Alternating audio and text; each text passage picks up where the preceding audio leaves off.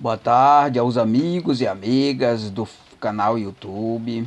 Aqui estou mais uma vez para fazer uma gravação de os escritos que nos foi revelado no período de 6/6 de 2002 a 12/8 de 2009. São 151 capítulos com quase 7.000 versículos. A gente está estudando o capítulo 31 da parte sem letra, que traz o seguinte tema: Justiça corruptiva acerca do Justiça corruptiva a servo é oferta a servo de Deus com fé excedente no entendimento. Vamos repetir mais uma vez o versículo, o título, né? Justiça corruptiva é a servo e oferta a servo de Deus com fé excedente no entendimento. A gente já estudou esse capítulo, começou do versículo 1 até o versículo 8. A gente vai continuar a partir do versículo 9. A justiça corruptiva dos homens é tratada como sendo de Deus quando não se tem outra opção mais preferida de justiça e aceita no entendimento a injustiça como sendo a justiça, por não ser outra forma mais justa capaz de acionar, com a insatisfação da justiça distorcida. Vamos repetir mais uma vez o versículo 9. A justiça corruptível dos homens, que é a justiça terrena, né? Porque a justiça de Deus ela é incorruptível, né? É tratada como sendo de Deus, né? Ou seja, ele apresenta como sendo de Deus, por quê? Porque aí não se revelou ainda a justiça incorruptível de Cristo, que se revelou agora através do reino de Cristo. E a justiça corruptível de Cristo, né, que é o tribunal de Cristo, é a palavra, né, que varia entre uma posição e outra. Quando não se tem outra opção mais perfeita de justiça, né, e aceita no entendimento a injustiça, né, porque é a justiça corruptível dos homens, né, como sendo a justiça, por não ter outra forma mais justa capaz de acionar. Com a insatisfação da justiça distorcida, né? Então a justiça corruptiva ela é distorcida, né? Porque ela é terrena, né? É falsa, né? Versículo 10. A justiça distorcida é justificar-se com dinheiro e quando não o tem é acusado e condenado, ficando claro a discriminação aos pobres, pois mais que isso, criam a injustiça para marginalizar todos e somente é salvo quem consegue comprar sua liberdade com dinheiro. Vamos repetir mais uma vez o versículo 10. A justiça distorcida é a justiça justificar-se com dinheiro, né? A justiça distorcida é justificar-se com dinheiro e quando não o tem é acusado e condenado, ficando claro a discriminação aos pobres. Mais que isso, cria a injustiça para marginalizar todos e somente é salvo quem consegue comprar sua liberdade com dinheiro, né? Versículo 11. Desta maneira, a injustiça é justificada como justa, sem a necessidade de mudança de ideias e atitude, na maneira de viver, pois o dinheiro compra direito e substitui dever de obedecer. Vamos repetir mais uma vez o versículo 11. Desta maneira, a injustiça é justificada como justa, sem a necessidade de mudança de ideia e atitude, né? Na maneira de viver, pois o dinheiro compra direito e substitui dever de obedecer, né? Então a justiça se revela como? Ela se revela e quando ela se revela, ela não exige mudança, ou seja, se a pessoa continua matando, ela deve continuar matando, porque ela não exige mudança, né? Exige apenas suborno, né, para justificar a pessoa com o dinheiro, né? Vamos repetir mais uma vez o versículo 11. Desta maneira, o injusto é justificado como justo, sem a necessidade de mudança de ideia e atitude, na maneira de viver. Então não é preciso mudar de ideia. Ou seja, se a pessoa é perverso, pode continuar perverso, né? Porque o que justifica ele é o dinheiro dele, né? Pois o dinheiro compra direito e substitui dever de obedecer, né? A corrupção pior é essa aqui, irmão, né? ela alimenta a própria corrupção, né? Porque a penalidade é a distorção, né, em dinheiro. Versículo 12. A justificativa corruptível que estamos usando inicialmente, antes da justiça de Deus, para injustos arrependidos, o dinheiro compra direito, mas não substitui o dever de obedecer.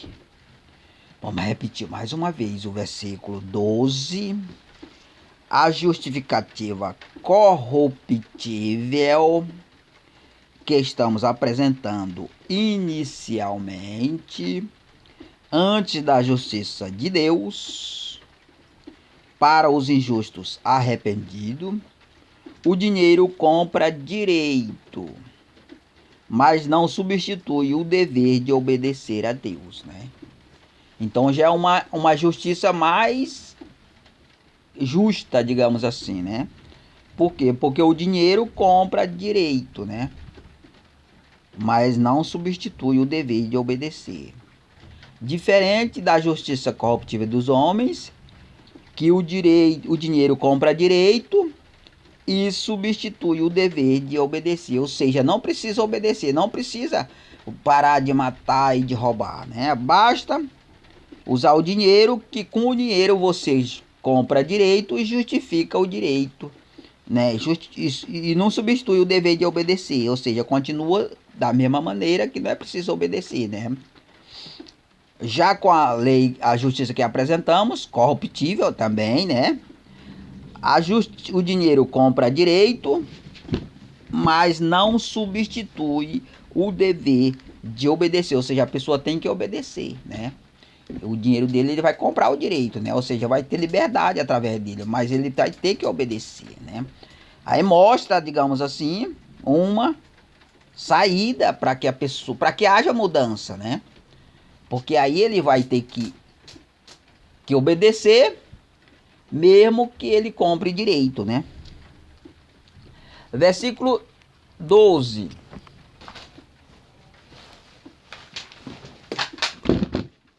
Versículo 12. E os direitos que serão comprados se refere aos que temos em mão, possível vos dar, falso e transitório, sua posse. Porém, terás acesso a outra verdade, a outra verdadeira, dada por Deus, após cumprir o dever de obedecer, e somente permanece se for cumprido o dever de obedecer. Vamos repetir mais uma vez o versículo 13. E os direitos que serão comprados se refere aos que temos em mão, possível vos dar, né? Falso, transitório, sua posse, né? É direito falso, né? Porém, terás acesso a outros verdadeiros dado por Deus, né? Então, o direito que nós vamos dar para ele é sempre o mesmo, é falso, né? Mas ele terá outro verdadeiro, né? Dado por Deus, após cumprir o dever de obedecer, ou seja, através da obediência, ele terá acesso a esse direito verdadeiro, né? E somente permanece esse direito se for cumprido o dever de obedecer, se continuar obedecendo, né? Ou seja, quando ele parar de obedecer, ele perde esse direito, né? Porque esse direito aqui só é garantido por mediante a obediência, né? Versículo 14. Comprando o direito a qual temos a posse, o comprador cumpre a justiça corruptível dos homens, de maneira mais justa que a outra mais corrompida, que justifica o injusto comprando o direito que anula o dever, cuja justiça cumpre-se em um único processo de justificação. Vamos repetir mais uma vez o versículo 14. Comprando o direito ao qual temos a posse, comprando o direito ao qual temos as posses, né? Que é aquele direito comprado com dinheiro, né, irmão? O comprador cumpre a justiça corruptível dos homens, ou seja, é terrena, né? De maneira mais justa. É terrena, mas de maneira mais justa, né? Diferente da outra, né?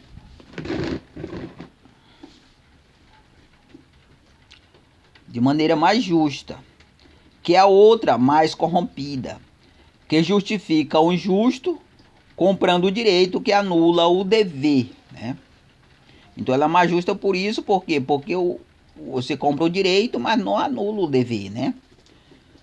Cuja justiça cumpre-se em um único processo de justificação, né? Que processo é esse? Ela se cumpre no único processo do dinheiro, né? Você compra o dinheiro, aí você compra o direito e também substitui o dever de obedecer, ou seja, não é preciso você obedecer, né? Já nesse processo aqui, você compra o direito, mas você tem que obedecer, né? Já é uma justiça mais justa já, né? Versículo 15. Quando a justiça se cumpre, é um único processo de justificação, quem usa como único recurso o dinheiro, a justiça não sofre um processo de purificação e avança numa direção que vai de mal a pior, deixando de ser distorcida e não consegue nem mesmo enganar as pessoas. Vamos repetir mais uma vez o versículo 15. Quando a justiça se cumpre no único processo de justificação, que o único processo é esse, o dinheiro compra dever e substitui direito, né? Ou seja, não é preciso obedecer, né? Porque o direito ele compra tudo, o dinheiro compra tudo, compra o direito e também o direito de obedecer, né? Ou seja, eu não preciso você obedecer, substitui, né, digamos assim. Então isso aqui é o único processo de justificação, né?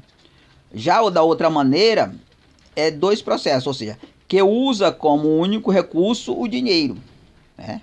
Como única, o dinheiro compra tudo, né? A justiça não sofre um processo de purificação, ela não sofre por quê? Porque não é obrigada a obedecer às regras da lei, porque o dinheiro comprou tudo, né? E avança numa direção que vai de mal a pior, deixando de ser distorcida e não consegue nem mesmo enganar as pessoas, né? Porque na medida que você usa o dinheiro para comprar tudo, você avança na corrupção, né? Ou pro lado errado, né? Porque você pode fazer tudo com dinheiro, né?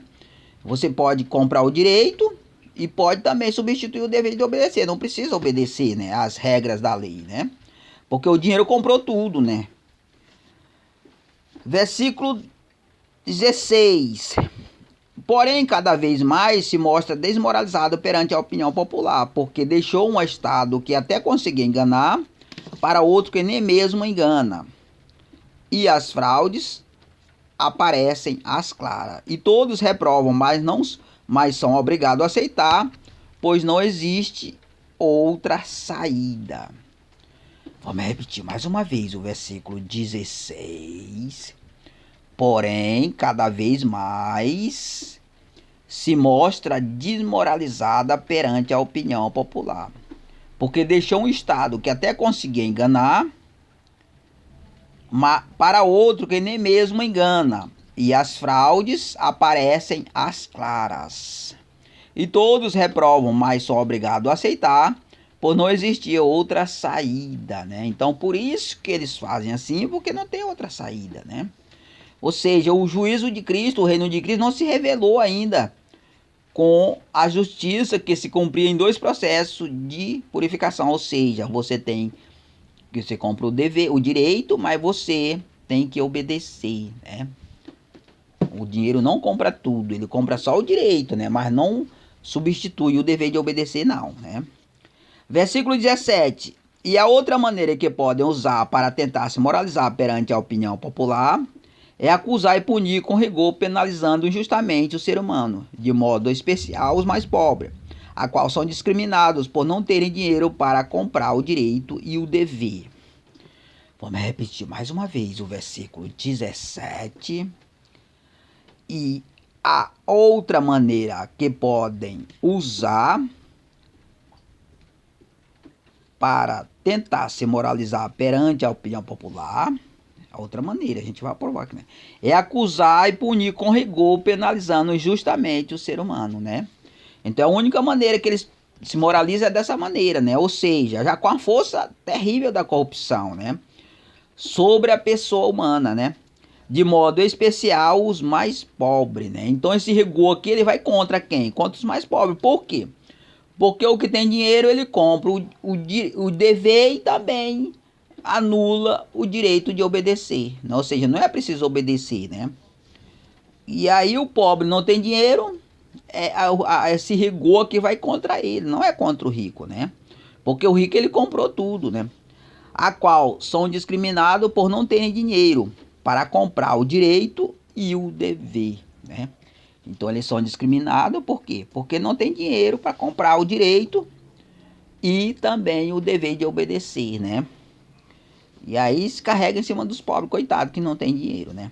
Versículo 18. Aceitando o dinheiro como justificativa ou usando o rigor na punição, não traz efeito desejado na prática. Por tratar-se de medida que não tem capacidade de transformar a vida, pois não tem o poder da justiça de Deus que transforma e salva. Vamos repetir mais uma vez o versículo 18. Aceitando o dinheiro como justificativa ou usando o rigor na punição, né? Há duas maneiras que ele usa. Você pode ver que toda o dinheiro ou então o rigor, né? Para tentar se moralizar, né? Para enganar os povos através da mídia, né? Não traz o efeito desejado na prática, por não tratar-se de medida que não tem capacidade, por tratar-se de medida que não tem capacidade de transformar a vida, né? Então, você aceitar o dinheiro para comprar o direito e o dever, e também o rigor na punição, não transforma as pessoas, né? Apenas uma medida corruptível muito mais forte e poderosa, né? E que piora a situação das pessoas, né? Pois não tem poder de justiça de Deus que transforma e salva. Então a justiça de Deus o que é? É transformar a vida e salvar. Não é condenar, não é rigor na punição, né?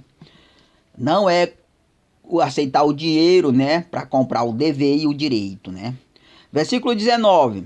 E ela inicia na sua operação explorando a justiça corruptível para salvar os injustos, arrependidos, que desejam ser salvos, dando-lhe outra opção para que recorra em busca de uma mais preferida justiça e todos serão fartos.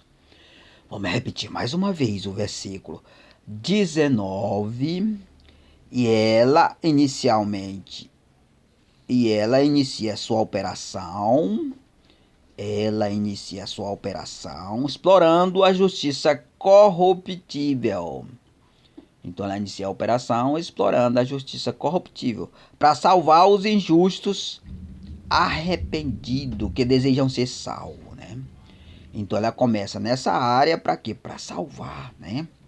Os injustos que desejam ser salvos, porque se trata de um processo de justiça que salva vidas, que tem o objetivo de salvar, não simplesmente pegar dinheiro e depois condenar, né?